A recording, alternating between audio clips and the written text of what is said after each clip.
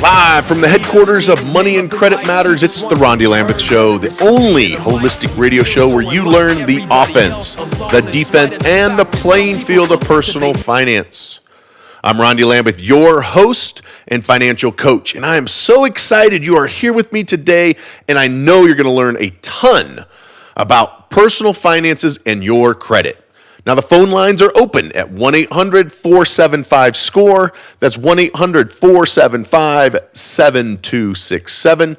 You can also chat with me live at rondylambeth.com. Again, that's rondylambeth.com. All right, so today on the show, I want to talk about financial principles. And so today I'll be reading out of the Financial Fitness book, which was written by Orrin Woodward and Chris Brady. They're both New York Times best-selling authors, friends of mine, amazing, amazing leaders. And so in their book, it has, some parables and stuff like that. So I want to read this. And chapter 1 is, why do some people have plenty of money while others constantly struggle financially?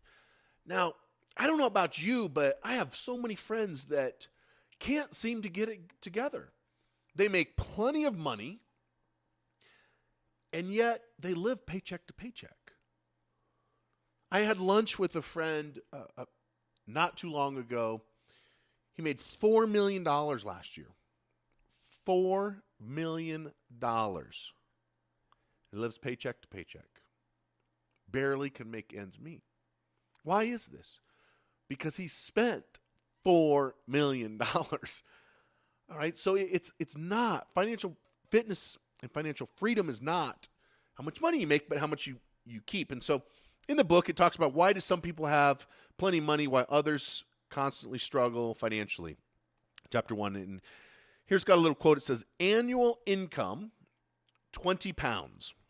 Annual expenditures, 19.6.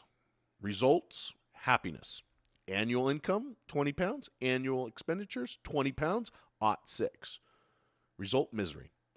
This was from David Copperfield, his book written by Charles Dickens. What he's trying to say here is, if you make $20,000 a year or $200,000 or $2 million and you spend less than what you make, it's happiness.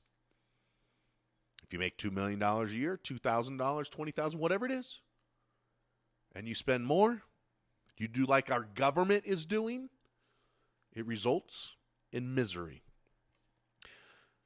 Financial principle number 1 says it's not what you make, but what you keep that determines financial success. Pay yourself first and save what you pay yourself. So there's a video on Facebook that I've shared a few times. If you follow me on Facebook, you'll see it. If you don't follow me on Facebook, find me. It's facebook.com/Rondy Lambeth. And it was a video Saturday Night Live, and this motivational speaker comes in, and he's pumping them up, and he's telling them about money. And he says, basically, spend less than what you make. Let me repeat that. Spend less than what you make. If you do this, you'll be happier. You'll have a better marriage. You'll be a better parent.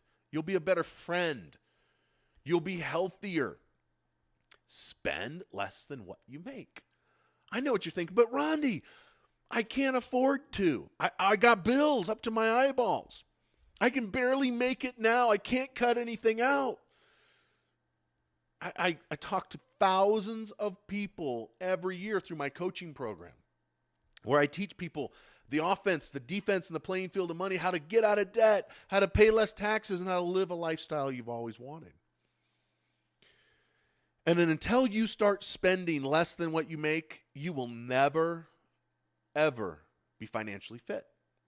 In my opinion, you'll probably never be happy. Because you'll be stressed. And when you're stressed, you're grouchy and you're mean and nobody wants to be around you. But we have been tricked by the media, by our government, who's teamed up with the banks to entice us into debt. And since we were a little child, we've been taught go to school, get good grades, go to college, go up to debt, up to your eyeballs. And now our kids are getting $100,000, $200,000, $300,000 in debt before they had their first job. And then they graduate, and there are no jobs because we've shipped them overseas. Why? Because of the tax regulations and all the other stuff. I digress, sorry. So, spend less than what you make. Now, if you don't know how to do this and need some help, I have a coaching program for you. I'll help you. I'll hold your hand through the process. Go to my website, rondylambert.com. That's rondylambert.com. Click on the financial fitness button at the top. I think it's rondylambert.com/financial fitness. But go to rondylambert.com, and it talks about the financial fitness program. It's $300 for the coaching program. But here's what you get out of that $300. You get a book written by 2 New York Times best-selling authors, Chris Brady, Orrin Woodward. You get, in this box, you get the book, you get a workbook that comes along with it. You get a bumper sticker so you can put it on. You know, I don't have any bumper stickers on my cars, but in my hangar where I keep my airplane, I have a toolbox. I put bumper stickers and stuff on it. And then my favorite, which is what got me involved with this company, is you get 8 audio CDs. And these CDs go over all aspects of money. It goes over the offense, the defense, the playing field. We got one here, money view. There's 10 money views. And if you listen to my show, you've heard me talk about that. Money is a slave. The principles of financial management, delay your gratification, the financial matrix, money system revealed. We were born into a matrix. It's all around us. We are born into it. And until you unplug yourself, you will be part of the system. I personally have unplugged myself. I don't want to be part of the matrix.